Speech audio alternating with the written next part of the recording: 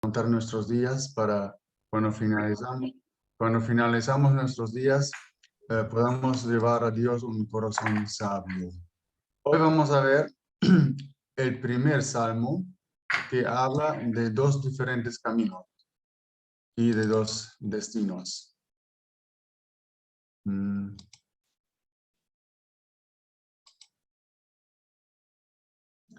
Se ve, ¿no? En la pantalla. ¿Sí? Entonces, el Salmo 1 nos habla de dos diferentes caminos con dos destinos diferentes. Dice el Salmo 1 al final, porque Jehová conoce el camino de los justos. El camino de los justos, acá que va para arriba a la luz, más la senda de los malos perecerá, que va a la oscuridad. El Salmo 1, vamos a leerlo y después vamos a ver lo que significan esos versículos.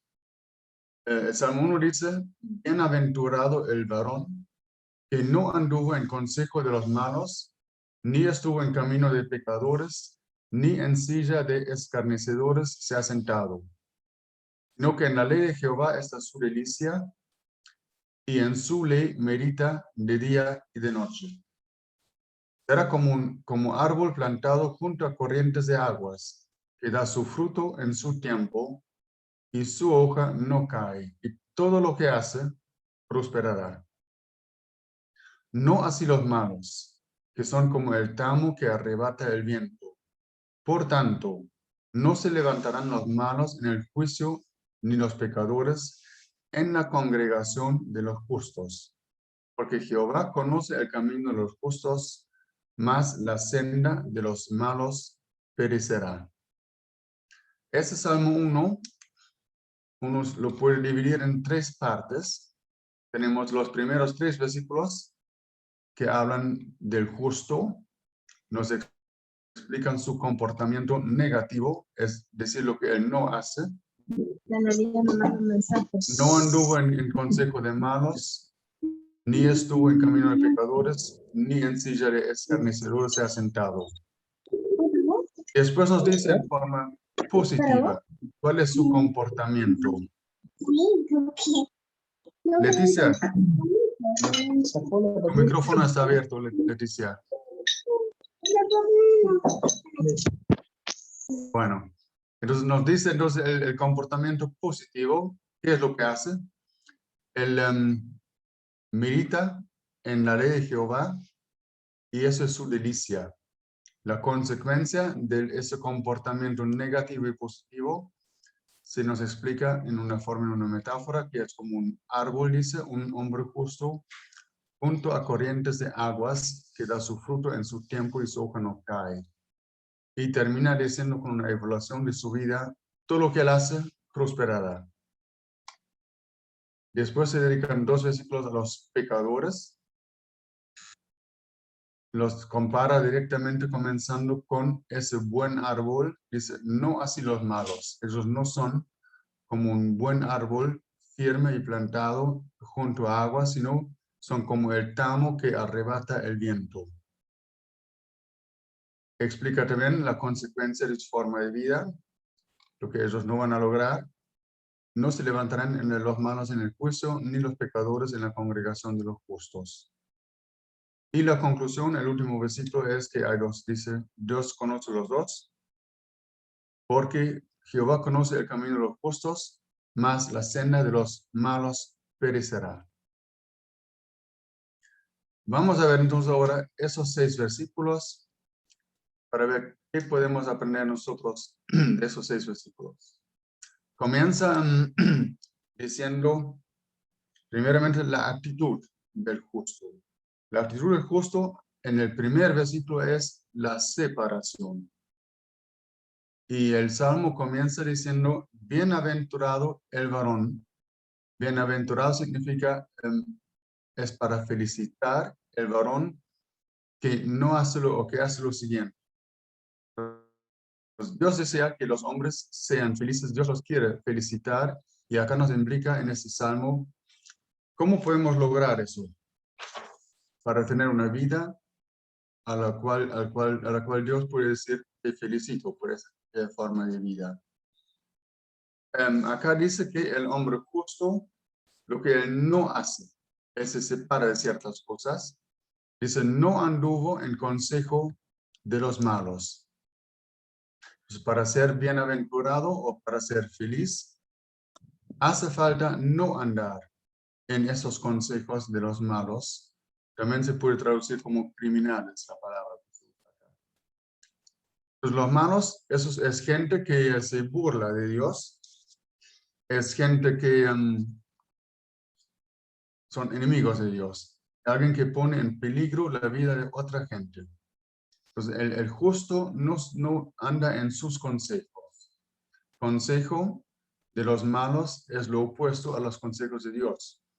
Y para poder diferenciar eso, hace falta que el justo sepa cuáles son los consejos de Dios. Por eso tiene que meditar en su palabra, lo que dice el versículo 2. Entonces, el justo se distancia de esos consejos. Y entonces tiene que elegir bien el justo sus compañeros, con quienes se junta. Tenemos que cuidar nuestra mente de esos consejos equivocados. Bueno, este salmo no dice que el justo se sale del mundo, no dice eso, pero dice que se separa de ciertas cosas que pueden tener una influencia negativa si él permanece por un tiempo largo en los consejos de los malos.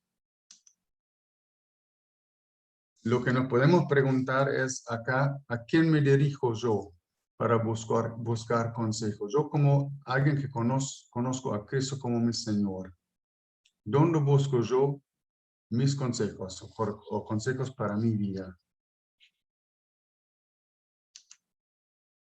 Después dice que la actitud del justo sigue siendo la separación y dice que él no estuvo en camino de los pecadores.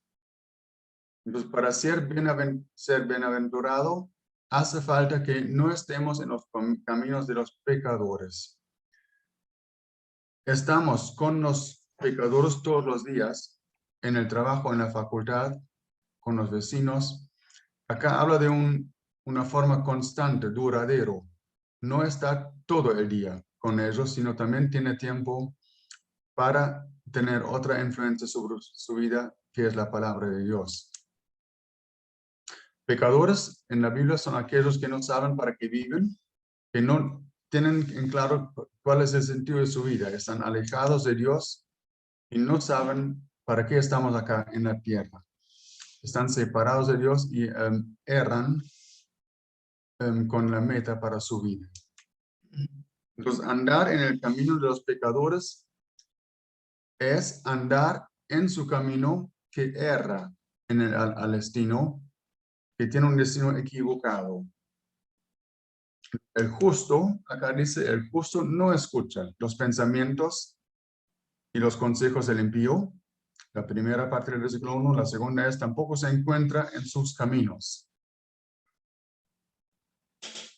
Y en la tercera parte del versículo 1 dice que él no se sienta en silla de escarnecedores como lo hacen nosotros. Para ser bienaventurado, entonces, lo tercero es no sentarse en la silla con ellos, para estar con ellos. Un escarnecedor, esa palabra es gente que se burla de Dios. Gente que piensa de sí mismo más que de Dios. Esos son escarnecedores, esa palabra rara. Gente que se burla de Dios. Y dice acá que el justo no se sienta con ellos. Sentarse para tener compañerismo por un largo tiempo con ellos. Entonces el justo evita 3 pasos acá en el versículo 1. Uno es que no escucha los consejos y no las incorpora en sus vidas.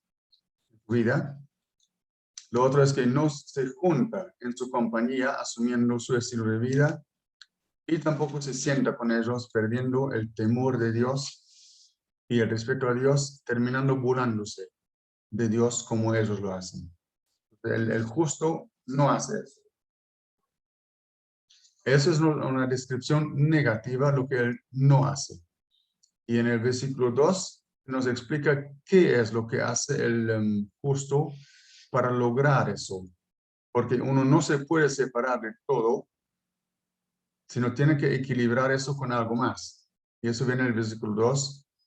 El contrapeso de la separación es tener comunión con la palabra de Dios o con Dios. Entonces dice, el justo,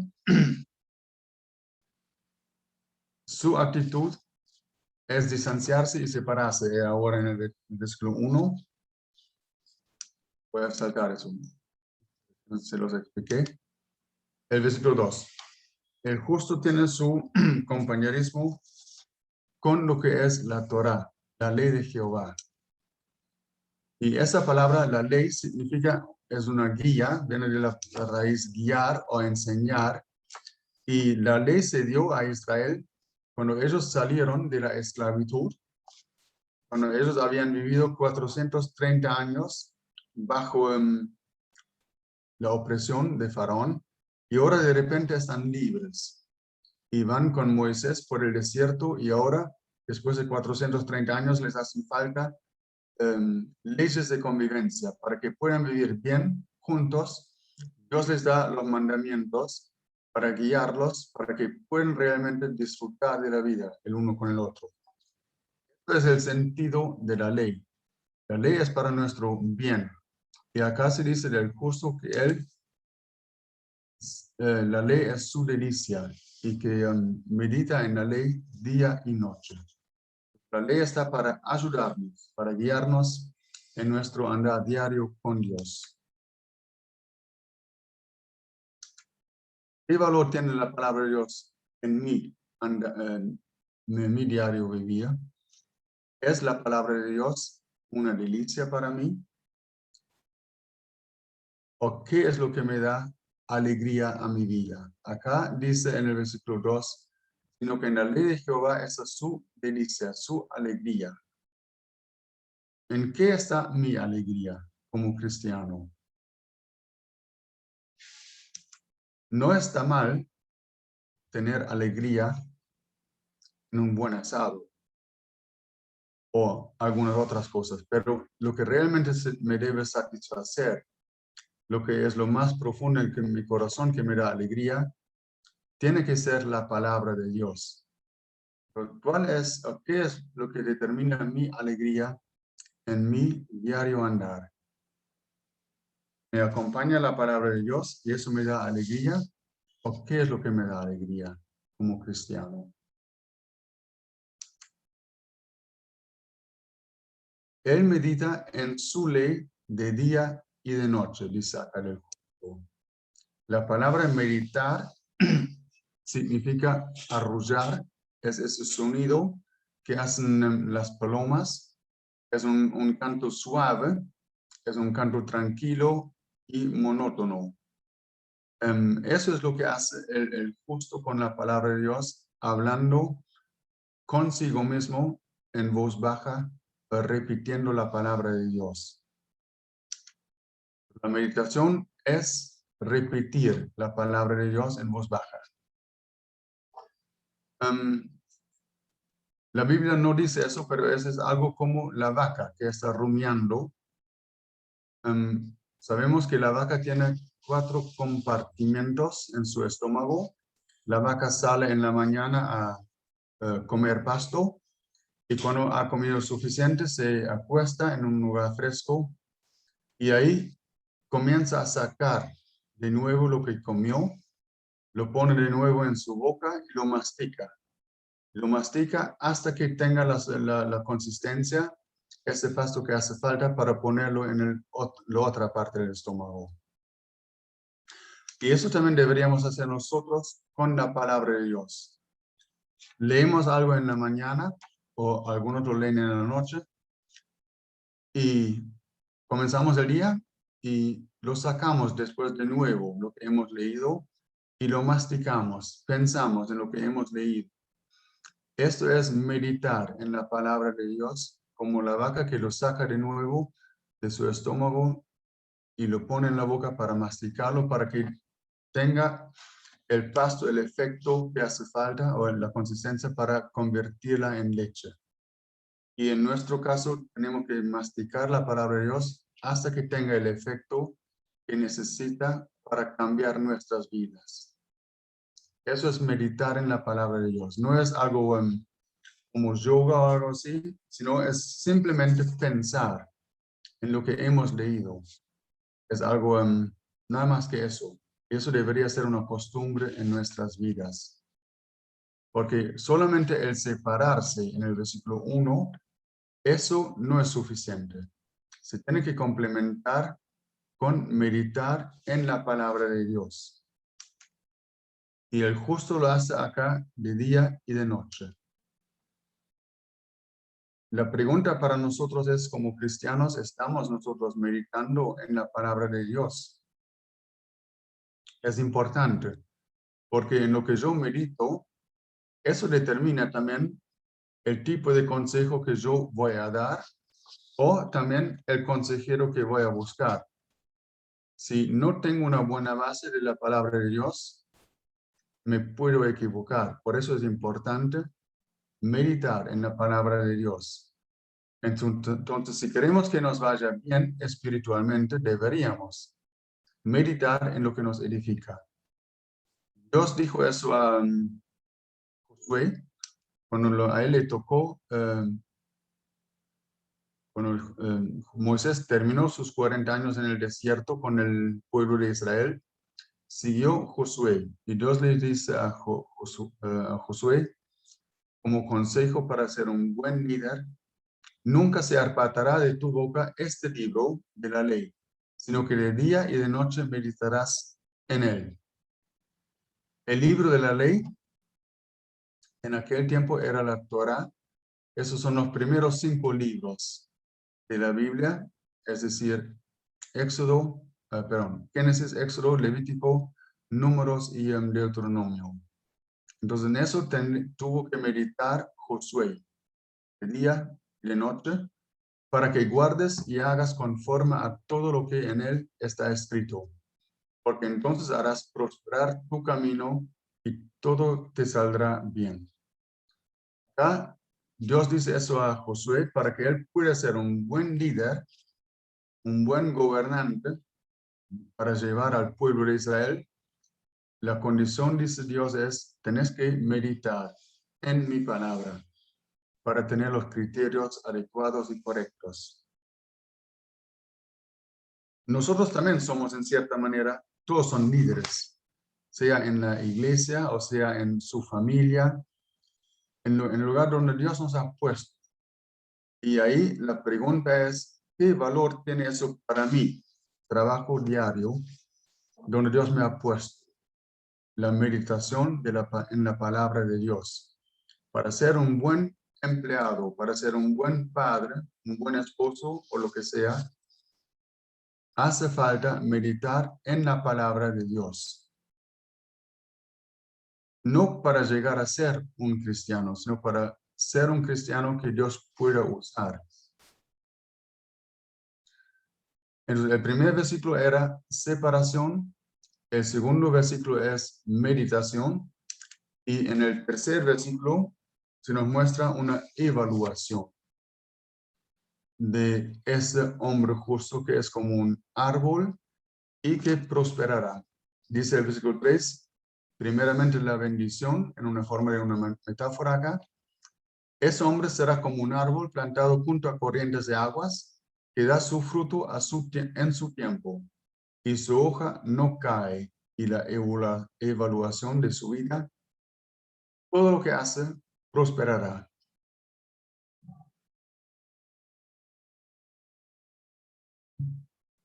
Entonces, el justo dará su fruto a su tiempo. Acá se nos describe el resultado de poner la ley de Jehová en práctica. Entonces, el justo es como un árbol plantado a corrientes de agua.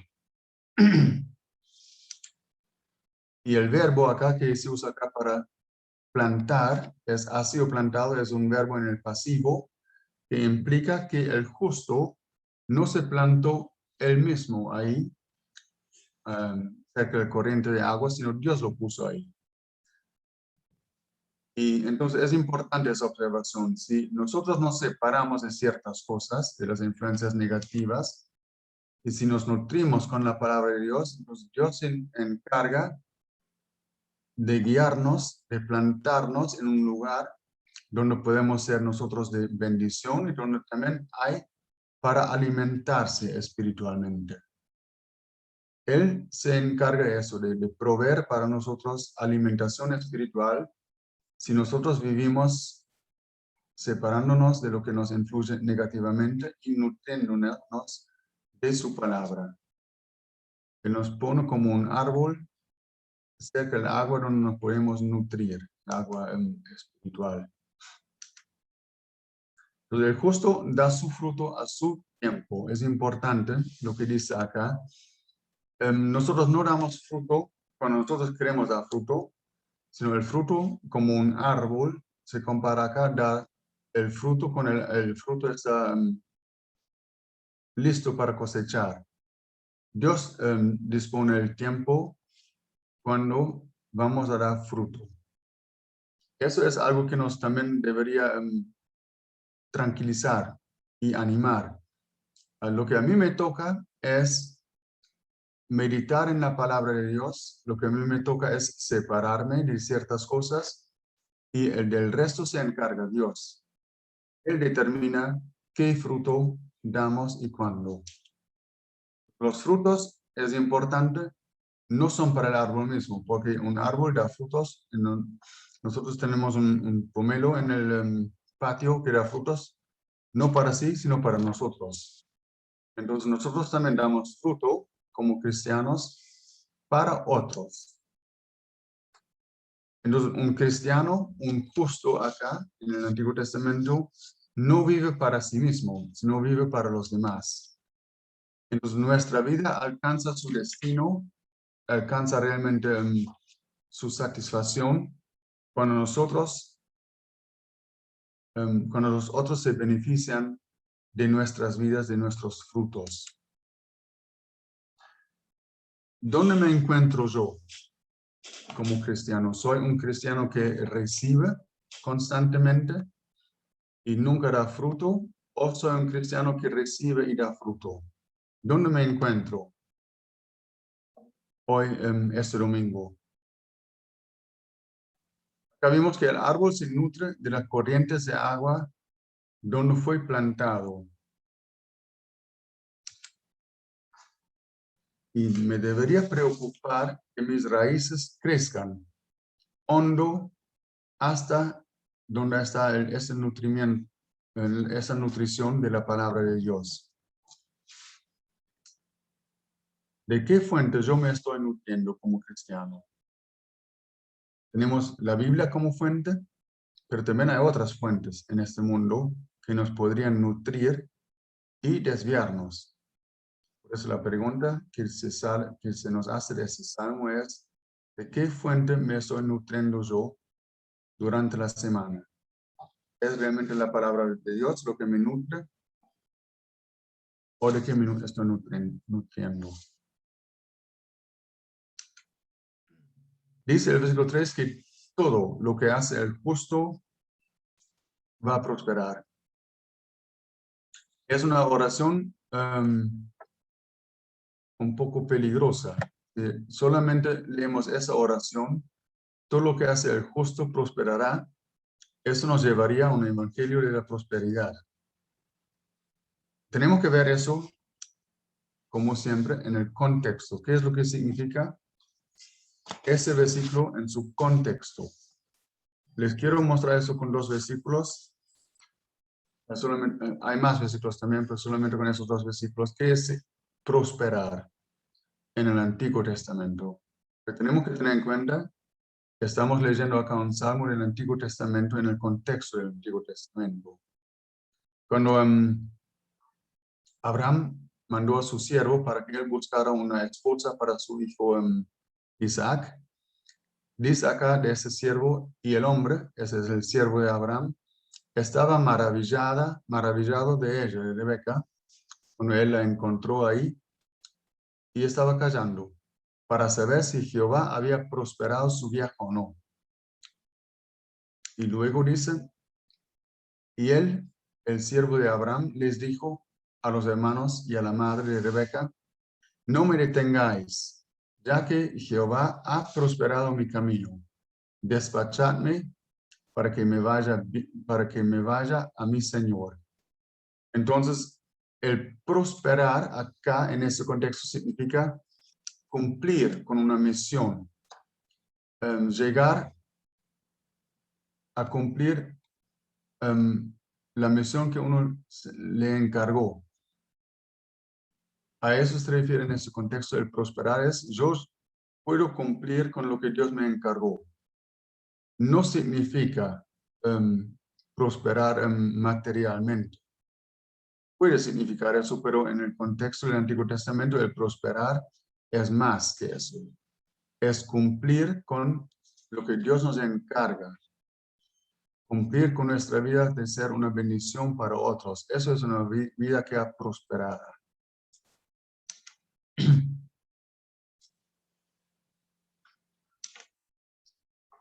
Entonces, la oración, todo lo que hace prosperará, todo lo que hace tiene éxito, siempre se tiene que comprender en el contexto. Entonces, si nosotros nos distanciamos, como lo hace el justo en el versículo 1, las malas influencias, y si nosotros nos nutrimos de la palabra de Dios, el versículo 2, y nos encontramos en el lugar donde Dios nos ha puesto, el versículo 3, entonces nuestra vida va a llegar a su destino, al final de su viaje, y va a tener éxito. Entonces, todo lo que hace prosperará no es una oración que se aplica particularmente a cada paso de nuestra vida. Como el árbol, el fin del árbol es dar fruto, pero el árbol pasa por lluvia, por viento, puede ser que se quebran algunas ramas y que crece torcido, pero es un árbol torcido y da su fruto. Entonces, no cada paso particular en su vida prospera, sino se refiere a la totalidad de la vida. Cuando uno llega al fin de su vida y mira hacia atrás, uno puede decir, mi vida ha sido una vida próspera porque llegó al final de realmente ser una vida que alegró al Señor. Pues la vida de un justo prosperará o tendrá éxito en su totalidad. También hoy es así. Nuestra vida como creyentes prospera en su totalidad. Es saber que conocemos al Señor y sabemos a dónde vamos. Es ser una bendición para otros. Pero hay partes de nuestras vidas que no parecen ser parte de la prosperidad, que son enfermedades o problemas o lo que sea. Por eso hay que ver la vida en su totalidad. En la totalidad va a prosperar. Todo lo que hace, dice, prosperará. José, por ejemplo, fue un hombre de éxito porque Dios estaba con José. Sabemos que José también pasó años en la cárcel. Hubo tiempos en su vida no buenas, pero sin embargo, su vida prosperó. Dice más Jehová, estaba con José y fue varón próspero. Y todo lo que hacía Jehová lo hacía prosperar en sus manos. O David, también sabemos que David era un hombre próspero, pero también hubo en su vida problemas. No cada paso en su vida fue un éxito. Vemos que él pecó con Betsabé. Sin embargo, su vida en total es calificada con una vida con buena vejez, lleno de días de riquezas y de gloria en su totalidad. Ezequías también, el rey de Judá, él también se dice, en todo cuanto comenzó en el servicio de la casa de Dios y en la ley y mandamientos, buscó a su Dios y lo hizo de todo corazón y fue prosperado. Eso es la vida que Dios desea para nosotros, los primeros 3 versículos. Una vida donde nosotros meditamos en su palabra es la que nos guía, y que nos convierte en árboles que dan su fruto a su tiempo. Lo opuesto se nos muestra en los versículos 4 y 5, donde dice, no así los malos. El carácter de los malos, otra vez una metáfora, en vez de un árbol, como en el versículo 3, acá dice que son como el tamo que arrebata el viento. Lo que ellos no van a lograr, los malos, es no van a poder levantarse en el juicio, ni los pecadores se van a poder levantar en la congregación de los justos. Entonces usa otra vez una metáfora que viene de la vida de la agricultura, que se refiere a aventar el trigo luego de haber sido trillado, donde se desprendió el grano de la cáscara y de la paja. Ahora se tiene que separar eso.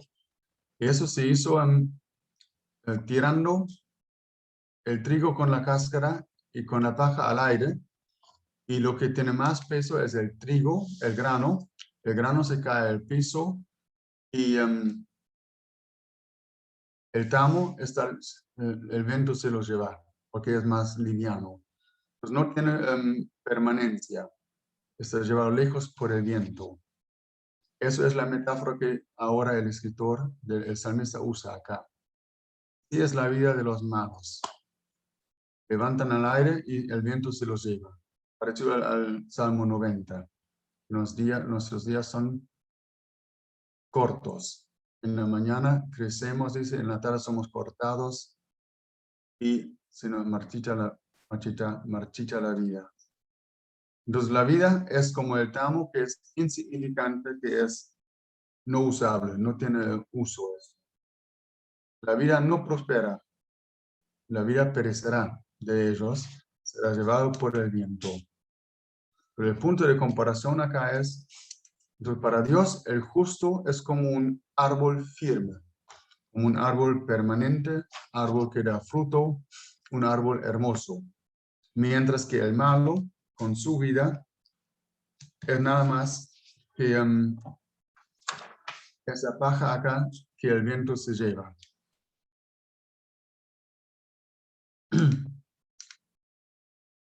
Lo que ellos no pueden hacer, dice, no se levantarán en el juicio ni en la congregación de los justos. Acá se dice, es un paralelismo, no se levantarán y no se van a levantar ni en el juicio ni en la congregación de los justos, para hacer énfasis. Hay que tener en cuenta el trasfondo de aquel tiempo.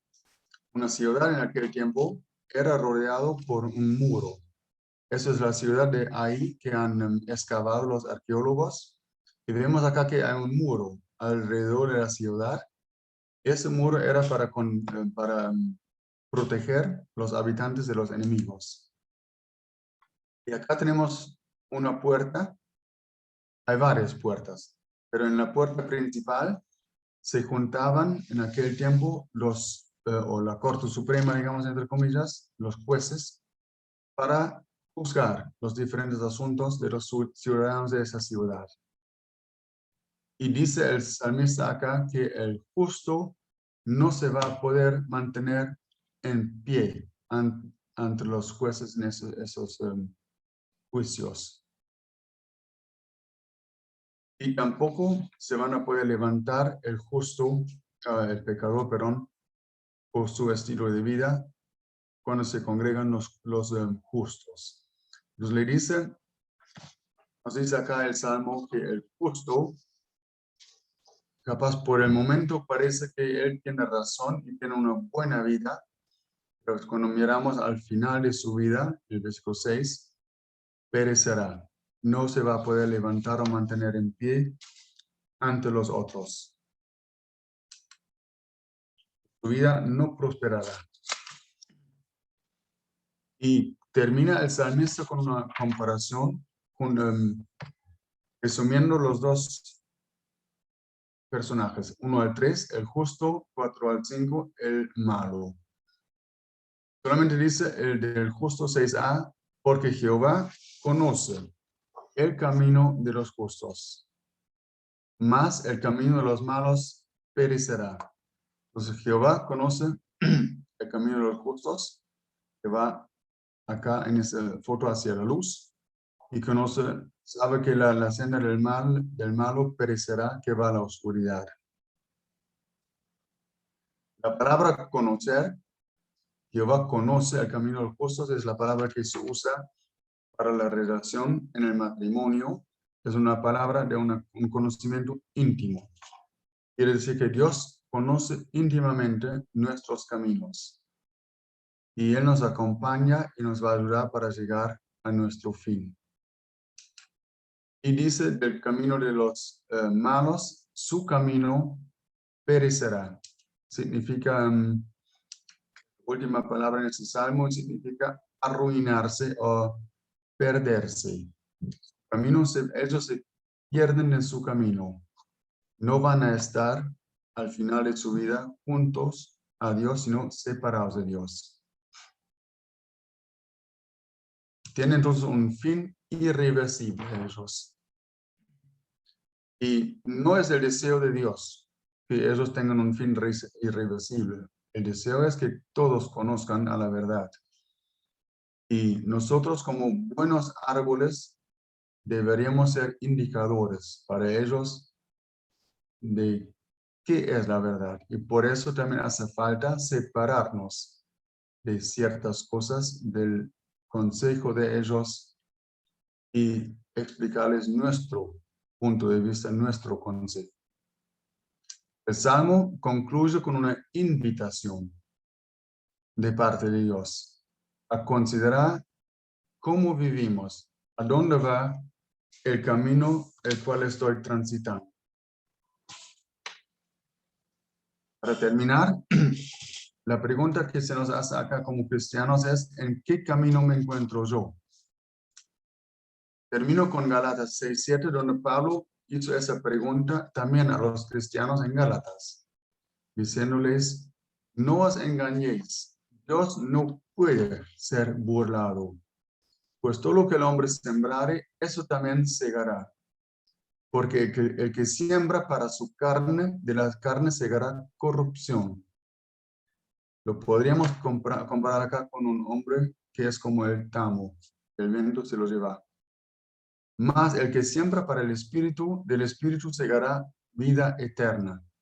El justo que se separa de los malos, que meditan a la palabra de Dios, es como un árbol que va a llevar su fruto. Entonces no nos cansemos, dice, pues de hacer el bien, porque a su tiempo segaremos si no desmayamos.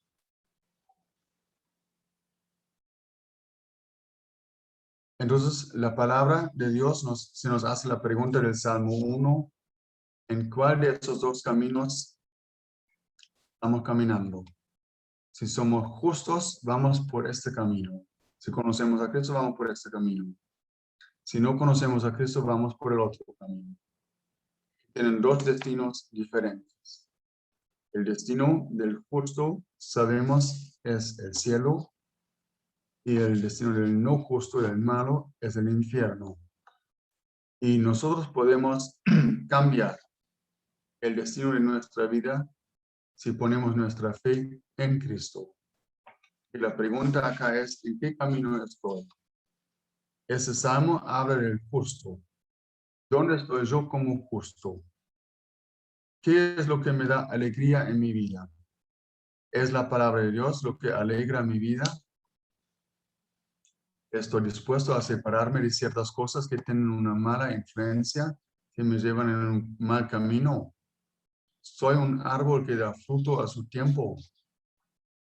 Dios desea eso en nuestras vidas. Quiere que tengamos una vida exitosa, que al final podamos decir nuestra vida ha sido una vida próspera.